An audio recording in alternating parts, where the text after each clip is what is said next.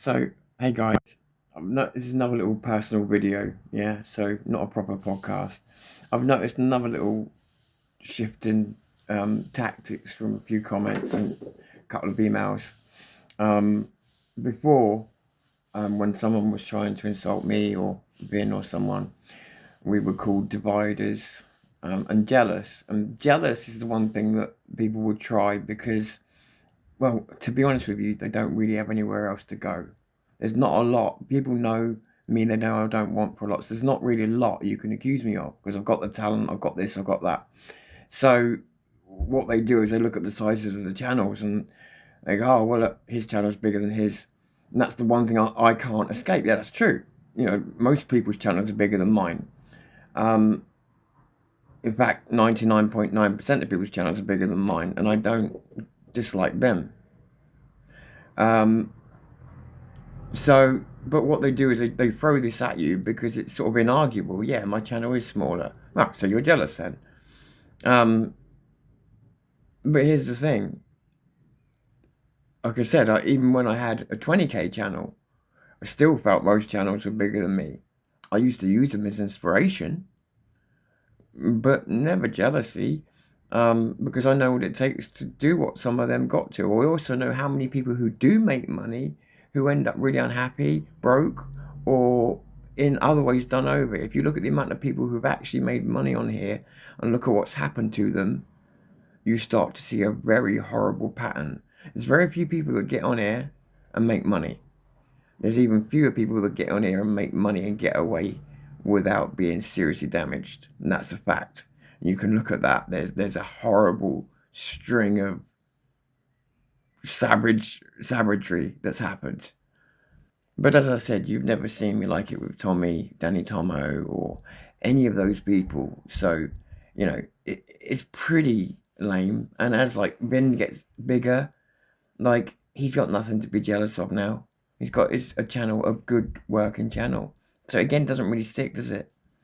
So of course, you know, the misogyny thing was tried, but of course that doesn't stick because it's not true.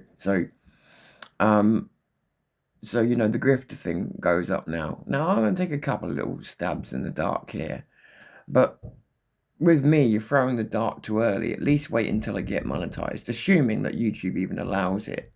Because most of the people that would throw these darts, which by the way is probably about 0.02% of people, just to be clear, this is not the majority, not close, not close. But the people that throw these little darts literally understand nothing about YouTube, the methods used on it, the methods YouTubers use, nothing. And I don't expect people to, but I do expect it when they speak with this kind of authority about people's motivations, why they do certain things. And like with me, 3 times this week now, I've been called a grifter in different ways. I haven't received a penny off of this movement since 2021, I think it was. 2021 or 2022, early 2022, I can't remember which, but I think it's 2021. So, there may have been there may be a couple of personal things that were done for me, but I mean in terms of monetization, then no, that's not happened at all. I was demonetized quite some time ago, and that was that. So to call me a grifter at the moment is dumb, because literally you have to have money coming in to be that. But let me make it perfectly clear.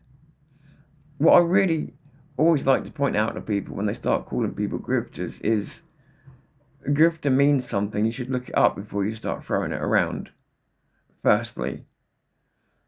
Secondly, you have no idea how little smaller creators make on YouTube, and I do because I've been there.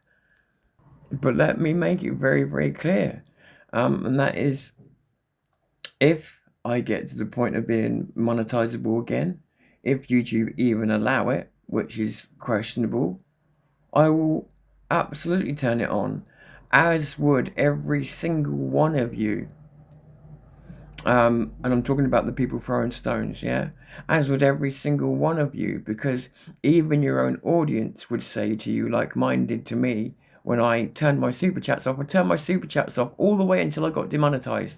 I spent 2 years not getting super chats out of some misguided sense of nobility. What a prick. And everybody in my chats that used to say to me, what are you doing? What are you doing?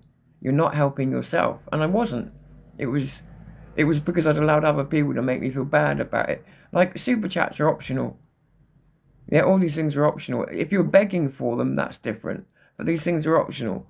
So, and people forget that we live in a capitalist society as well. They suddenly all become communists when they see someone earning a bit of money. Now that is a bit of jealousy. It's not really jealousy over the money. It's because someone's doing well.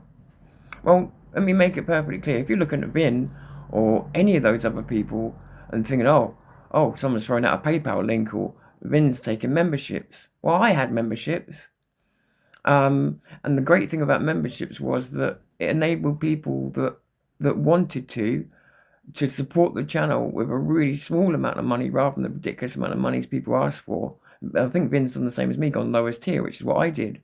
And it was just a support for the channel because people do ask to donate, and there's all different ways you can tell them. But people like to go through the YouTube system. So rather than asking for donations and stuff like that, if people want to help, you have that option there. And I found it to be one of the most user-friendly options, rather than super chats, rather than anything else. Actually, the memberships, because one, you can make them cheap, and two, again, people will just naturally either do it or not. And like I say, with how little you get of the advertising and everything else, YouTube takes a third straight away. That's something to remember. They take a third. You wait for your money. But it really does take a long time to earn anything. And then the other thing as well is that you're not earning very much at first, and all of it goes into upgrading what you've got, because most of us are starting behind. Most of us aren't making the shows we'd like because we don't have the money to. Everything costs money now. It's not like it used to be. So, yeah, if I had the opportunity now, if I had the numbers now and the opportunity, would I monetize tomorrow? Absolutely, I would do it again. Yeah. Would I ask my viewers for super chats or donations? No. It would be down to the viewer. They wouldn't be asked. They would just know it's there, and that would be up to them. But beyond that, no, don't need to. They can see it's there. They can sign up if they want to. No problem with it. But for me, the main money for me was always about advertising. Because the advertising money then doesn't come out of anyone's pocket. It just comes out of the advertiser's pocket. And so that, to me, was where the main focus of what I used to try and do was. But I turned the other monetizations off because I had other people saying things like grifter and that to me.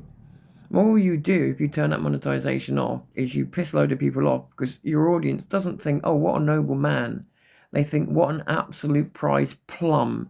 He's got an opportunity to get money for his time and his work, and he's not taking it. And then he's going to plead poverty in a month's time because he can't afford to go and do this and can't do that. Well, he does my head in. He's had an opportunity to do that, and he's turned it down over some false sense of what, So, and people did rightly get annoyed with me for it. I pissed an opportunity down the drain because I was listening to other people. And I would say to anybody, if you're on YouTube, treat every month of monetization as though it's your last. That's what I had to do the last time. And if I ever get monetized again, it's what I'll be doing this time. Treat every month of monetization as though it's your last. And save the money for your channel. Save it for your channel so that if you get demonetized again, you've got a bit of money saved there, which will get you tickets to go places. It will get you equipment that you can then use for the next couple of years, so you don't need to worry about it. Just save that little bit of money that you can, and make sure you put it all back into the podcast, and then if something does go wrong, you've at least got the equipment for the podcast. And all the time I was doing it, I never made a penny that went into my pocket. Never got close to making enough money to do that. I used to put what money I made from YouTube with my own money to buy things, otherwise I wouldn't have had enough. So I was still at a deficit, even with YouTube money. You're always at a deficit. Maybe it's different for bigger channels, but for us smaller channels, yeah, So the idea that it's a grift, you have to make money to grift. When you're losing money, that means you're actually probably being ripped off. Like I've been ripped off by this movement. Yeah, or like many of us have.